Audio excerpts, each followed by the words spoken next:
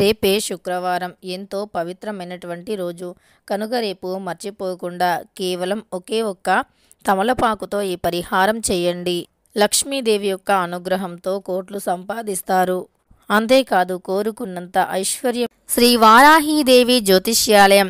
విద్య, ఉద్యోగం, వ్యాపారం, పెళ్లి, ఆరోగ్యం, నాగదోషం, సంతానం, రాజకీయం, వామచార దోషం, భార్యాభర్తల మధ్య గొడవలు, అత్త కోడళ్ల మధ్య గొడవలు, ప్రేమించి మోసపోవటం, స్త్రీ పురుషుల వశీకరణ, ధనం నిలకడగా లేకపోవటం, మీ ఎటువంటి సమస్యలు అయినా 24 గంటల్లో పరిష్కారం లభించును. 100% సొల్యూషన్ 24 గంటల్లో లభించును. అయితే వీరు నెంబర్ 1 వశీకరణ స్పెషలిస్ట్ కూడా పండిత్ నంబూదరి, కేరళ తాంత్రిక్ గురువు గారు. వీరిని కాంటాక్ట్ అయ్యే నెంబర్ వచ్చి 9043637512. మీకు ఎటువంటి పర్సనల్ సమస్యలు ఉన్నా గురువుగారిని ఒక్కసారి సంప్రదించండి. మీకు ఉన్నటువంటి సమస్యలను 24 గంటల్లో పరిష్కరించుకోండి కూడా వస్తుంది. ఇక లక్ష్మీదేవి యొక్క అనుగ్రహం కూడా తప్పకుండా లభిస్తుంది. అమ్మవారి అనుగ్రహంతో మీ యొక్క దశ అనేది పూర్తిగా మారిపోతుంది. శుక్రవారం అంటే లక్ష్మీదేవికి చాలా ప్రీతికరం. శుక్రవారం రోజున లక్ష్మీదేవిని పూజించిన వారి ఇంట సిరుల వర్షం కురుస్తుంది. శుక్రవారం అత్యంత పవిత్రమైనటువంటి రోజు కనుక శుక్రవారం రోజున అమ్మవారి యొక్క అనుగ్రహం పొందాలి అనుకునేవారు తప్పకుండా ఇక శుక్రవారం అంటే లక్ష్మీదేవికి అత్యంత ప్రీతికరమైనటువంటిది. అమ్మవారిని శుక్రవారం రోజున భక్తి శ్రద్ధలతో పూజిస్తూ ఉంటాము. శుక్రవారం రోజున లక్ష్మీదేవిని ఎందుకు ఇంతగా పూజిస్తాము అంటే అమ్మవారికి ఇష్టమైనటువంటి రోజు కనుక. అయితే అమ్మవారిని శుక్రవారం రోజున పూజించటం వల్ల సకల దరిద్రాలు తొలగిపోయి అష్ట ఐశ్వర్యాలు కలిసి వస్తాయి అని శాస్త్రం చెబుతుంది. కనుక శుక్రవారం రోజున మర్చిపోకుండా ఈ చిన్న పరిహారం చేస్తే సరిపోతుంది. ఇక మందారం ఆకు అనేది చాలా అంటే చాలా పవిత్రమైనటువంటిది. అయితే ఈ పరిహారానికి మందారం ఆకు లేదా తమలపాకు రెండింటిలో ఏదైనా ఒక ఆకుని వాడవచ్చు. ఈ రెండింటిలో ఏ ఒక్క ఆకుని వాడినా సరే పరిహారానికి ఫలితం అద్భుతంగా ఉంటుంది. అయితే మందారమాకు లేదా తమలపాకు ఈ రెండూ కూడా చాలా శక్తివంతమైనటువంటివి. ఇవి కేవలం ఈ రెండూ కూడా చాలా అంటే చాలా శక్తివంతమైనటువంటివి. ఈ రెండిటితో చేసేటటువంటి పరిహారం అనేది ఖచ్చితంగా మంచి ఫలితాన్ని ఇస్తుంది. అయితే మందారం చెట్టు అన్నా లేదా మందారం ఆకులు అన్నా మందారం పూలు అన్నా ఇవి ఎన్నో రకాల ఔషధ గుణాలను కలిగి ఉంటాయి.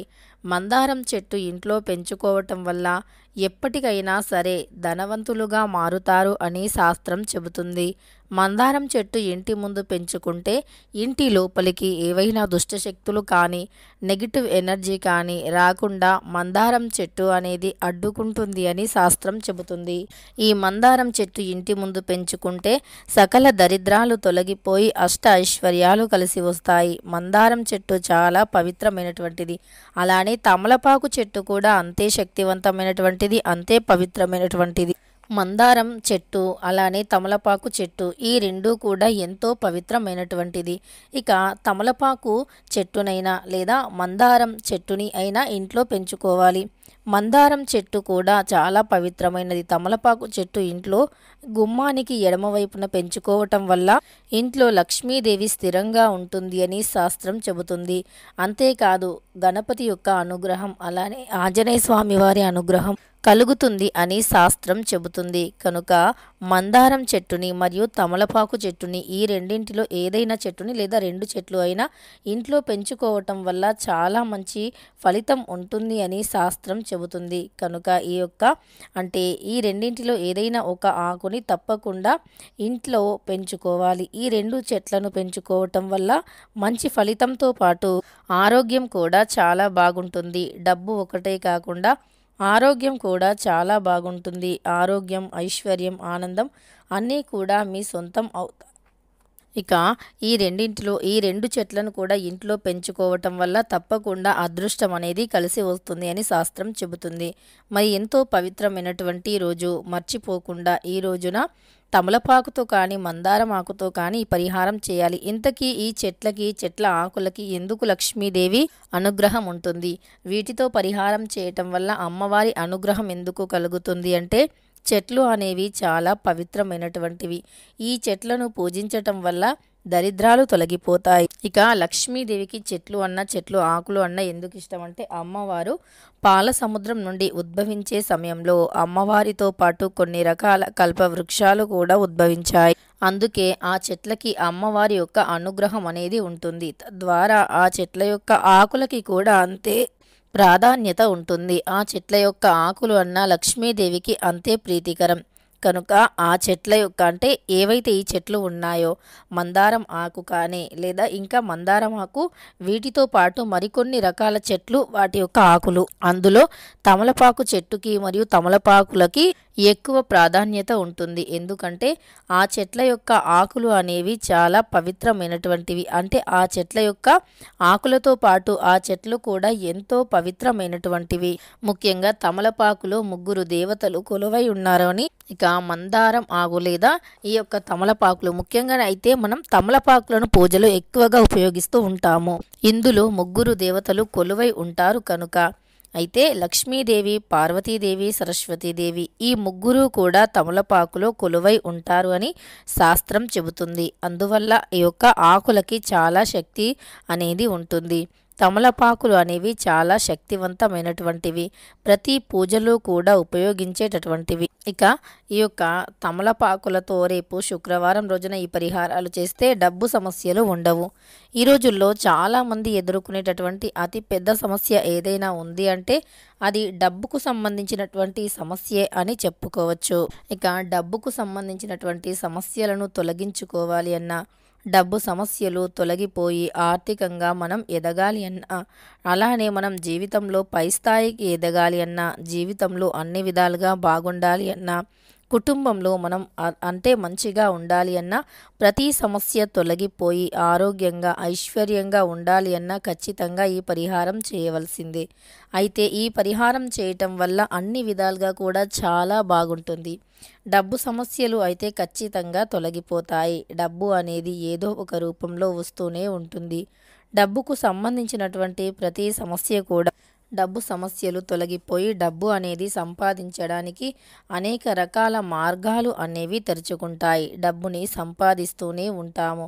అంతేకాదు మన జీవితంలో నుండి అన్ని రకాల సమస్యలు సైతం తొలగిపోతాయి. కుటుంబంలో కూడా అన్ని రకాల సమస్యల నుండి అంటే కుటుంబంలో ఉండే అన్ని రకాల సమస్యలు కూడా తొలగిపోతాయి. ఇక ఆరోగ్యం చాలా బాగుంటుంది. ఆర్థిక సమస్యలు కూడా చాలా బాగుంటాయి. అలానే మనం జీవితంలో ఏదైతే చేయాలి అనుకున్నామో, ఏదైతే సాధించాలి అనుకున్నామో అది ఖచ్చితంగా సాధించి తీరుతాము అని చెప్పుకోవచ్చు. ఇక అద్భుతంగా మన జీవితం అయితే కొనసాగుతుంది. డబ్బుల సమస్య మాత్రం అసలు రానే రాదు అని చెప్పుకోవచ్చు. ఇక డబ్బుకు సంబంధించినటువంటి ఏ సమస్య కూడా ఉండదు. అన్ని రకాల దరిద్రాలు సమస్యలు అన్నీ కూడా తొలగిపోయి అదృష్టం అనేది కలిసి వస్తుంది. కుటుంబంలో కూడా అంటే భార్య భర్తల మధ్య కూడా ఉండేటటువంటి విభేదాలు కావచ్చు, గొడవలు కావచ్చు, అవన్నీ కూడా తొలగిపోతాయి. అయితే మరి ఎంతో పవిత్రమైనటువంటి ఈ యొక్క అద్భుతమైనటువంటి రోజున అంటే మనం రేపు శుక్రవారం, లక్ష్మీదేవికి ప్రీతికరమైనటువంటి శుక్రవారం రోజున మర్చిపోకుండా ఈ యొక్క చిన్న పరిహారం అంటే తమలపాకుతో కానీ మందారం ఆకుతో కానీ పరిహారం చేస్తే మనకు అన్ని రకాల సమస్యలు తొలగిపోతాయి. ఇంతకీ మరి ఆ ఆకుతో ఎలాంటి పరిహారం చేయాలో ఇప్పుడు తెలుసుకుందాం. ముందుగా దీనికోసమని ఒక తమలపాకు కానీ లేదా ఒక మందారం ఆకుని కానీ తీసుకోండి. తరువాత అందులోనే కొంచెం పచ్చకర్పూరాన్ని, ఒక గవ్వ, ఒక గోమతి చక్రాన్ని వేయండి. ఈ గవ్వ మరియు గోమతి చక్రం అంటే లక్ష్మీదేవికి చాలా ప్రీతికరం. గవ్వలు, గోమతి చక్రాలు అంటే అమ్మవారికి చాలా ప్రీతికరం. కనుక వాటిని మనం గవ్వలను, గోమతి చక్రాలను తమలపాకు పైన వేయటం వల్ల అమ్మవారి అనుగ్రహం అనేది తప్పకుండా కలుగుతుంది. ఎందుకంటే అవి చాలా పవిత్రమైనటువంటివి కనుక. లక్ష్మీదేవికి తమలపాకు అంటే ఎంత ఇష్టమో గవ్వలు, గోమతి చక్రాలు అన్న అంతే ప్రీతికరం అని చెప్పుకోవచ్చు. కనుక వాటిని తమలపాకులో వేసి మీ కోరికను చెప్పుకోండి. మీకు ఏదైతే సమస్య ఉందో దానిని చెప్పుకోండి. అది తీరిపోవాలి అని మనస్ఫూర్తిగా వేడుకోండి. ఇక కేవలం తమలపాకు లేదా మందారం ఆకుతోనే ఈ పరిహారం చేయవచ్చు. ఈ పరిహారం చేస్తే ఖచ్చితంగా మన సమస్యలైతే తొలగిపోయి అదృష్టం అయితే కలిసి వస్తుంది. ఇక కుటుంబంలో కూడా సంతోషం అనేది ఉంటుంది అని చెప్పుకోవచ్చు. మరి ఈ పవిత్రమైనటువంటి రోజున మర్చిపోకుండా ఈ చిన్న పరిహారం చేస్తే ఇక మీకు దరిద్రాలు ఉండవు, దరిద్ర బాధలు కూడా ఉండవు. ఇక ఈ విధంగా చేసి మీ కోరికను చెప్పుకొని మరుసటి రోజు ఆ గవ్వలు, గోమతి చక్రాలు తీసి నీటితో కడిగి యథావిధిగా మీరు పూజకి వాడుకోవచ్చు. అలానే అందులో వేసిన పచ్చ కర్పూరం, పసుపు, కుంకుమ, అలానే ఆ తమలపాకు మూడింటిని కూడా అంటే అవన్నింటిని కూడా తీసి ఎవరు తొక్కని ప్రదేశంలో వేయాలి. ఇలా చేస్తే కటిక దరిద్రుడు కూడా ధనవంతులుగా మారుతారు, కోట్లకి అధిపతిగా మారిపోతారు. అంతేకాదు అదృష్టం కూడా విపరీతంగా కలిసి వస్తుంది. ఘోరమైనటువంటి దుష్టశక్తుల ప్రభావం కూడా తొలగిపోతుంది. దృష్టి దోషాలు కూడా తొలగిపోతాయి. ఇక డబ్బు సంపాదించడానికి అనేక రకాల మార్గాలు కూడా తెరుచుకుంటాయి. ఇక ఈ విధంగా చేస్తే తప్పకుండా మంచి ఫలితం అయితే కలుగుతుంది.